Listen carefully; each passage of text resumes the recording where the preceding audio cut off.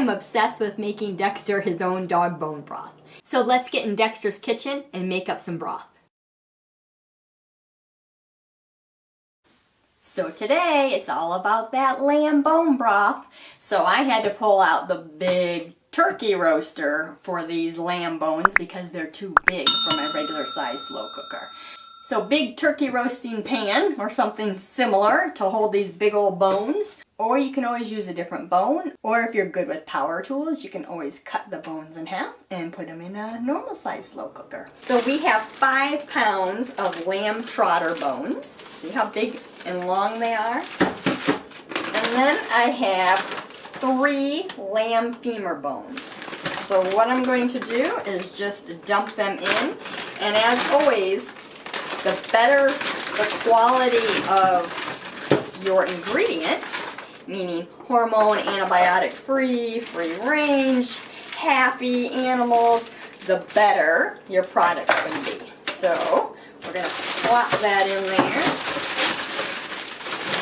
there. A little bit of manipulating here. Alright. Oh, did you hear the pitter patter? Snort? That's Dexter. He knows when I'm in the kitchen, see? My cavalier eats better than me. Yep, that's true. So he knows when I'm in the kitchen doing good stuff, it's usually for him. So snort, snort, snort. This is later. This is so much later. It's going to be anywhere between 8 to 72 hours later before this is ready. So the meat is in.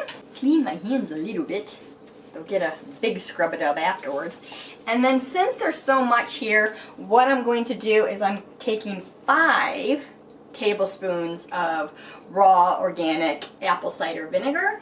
The apple cider vinegar is going to pull out all those good nutrients. So it's going to pull out that gelatin, the collagen, the minerals, the amino acids, all that good stuff. So I poured that in there, and then I'm going to take my filtered water. And what we want to do is pull that all the way to the top. Normally in a regular size slow cooker we go right to the top. This one's pretty large. And I could have actually had more bones in there. The more bones, the more joints, and the more goodness. This probably would have been a really nice one where I added some other foods. So we can also really boost these up and add some healthy foods and herbs in there too. So if you want to do that, this would be a good recipe to do if you have a big turkey roaster like I do. So I'm just trying to see, these came out of the freezer. I'm just trying to organize them a little bit because I do want to cover, you want to at least do 3 inches over the bones, and then you want to keep watching it. So as it heats up and the water evaporates, you always want to make sure that those bones are covered. So you're continually adding water if needed. We're going to add more. So I think we got 2 gallons in this. Yeah. So we're all submerged. So once that's all submerged in there, then the next thing I'm going to do is I'm going to cover it. So I'm going to put it on high and I'm going to bring these bones to a boil. And once it's boiled, I'm going to turn it down to a low or simmer depending on your slow cooker. And then it's going to be on the low or simmer for anywhere between 8 and 72 hours. So I'm probably going to look at that 18-ish hours to kind of see where we're at. And remember, I do want to keep checking to make sure that the water is still above those bones. And anytime it goes below the bones, if that happens, I need to add some more of the filtered water on top. So let's get this thing going. 19 hours later, and we have lamb bone broth. So it took this about an hour to reach a boil, and once it reached its boil, I did turn it down to the low simmer.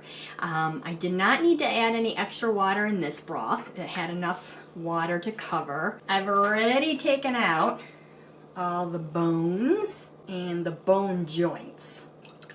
That's as good as gold. So I'm going to take this bone broth for Dexter. I'm going to fill it up in various containers, stick it in the freezer, and then once they're frozen, I'm going to go ahead and pop them out and then store them in another container that's labeled lamb bone broth so that I know what it is. When it's time to feed Dexter his bone broth, if I choose to use this lamb, then I'm going to take one of those cubes, I'll put it in the refrigerator and let it thaw, and then it's going to be incorporated into either Dexter's meal, and as you probably know, more likely into one of his yappy hours. There's one. Probably maybe 4 or 5 more to go. So I will have the recipe in a pinnable pin linked below in the description, and I will go ahead and link up any of these products that might be helpful for you. So we have a success. So they froze up really nicely. I did leave some out for Dexter, so I'll incorporate this into this week's meals. So I'm going to label them, place them back into Dexter's freezer, and I'll use them in a rotation throughout Dexter's meals. The little monkey thinks he wants to give it a shot. He's like, I'll taste it. Let's go ahead and let Dexter have a lick. Alright. So I don't normally give it to him in this way, but he's been so good watching me do all these cooking recipes. I figured he can have a little lick. I also don't feed Dexter frozen cubes because I'm always afraid of a choking hazard. Some people do. If you do, just be careful about choking.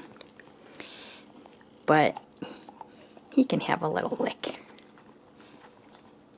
So if you enjoyed this video, please hit the thumbs up.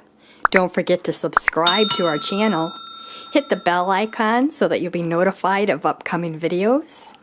And if you want to dive deeper into your dog's behavior, training, and care, do check out my Patreon page. The link is below. Until next time, remember to pause and enjoy life, and we'll see you in the next video. Is that pretty good, Dexter? Alright, I think that's enough. I think that's enough. Us humans have been consuming bone broth since the beginning of time. Bone marrow contains protein, omega-3 fatty acids, calcium, collagen, and other minerals. Since it has collagen and glucosamine, it's great for a dog's joints. Bone broth can be used to heal the gut. It helps with allergies. It boosts the immune system. And it's even said to help with neurological conditions. Right? Dexter, neurological condition, allergies. Now you're starting to see why it's one of the staples in Dexter's freezer. You can use any type of bone to make bone marrow. The bones that are associated with the joints tend to have more collagen and glucosamine. But that doesn't mean I leave everything else out. I like to use whatever I have on hand. You only need a few ingredients to make a healthy bone broth. Nice bones, filtered water, apple cider vinegar, or lemon juice, and some thyme. Not the herb, but the clock. Although thyme, the herb, wouldn't be bad either. You can always toss that in.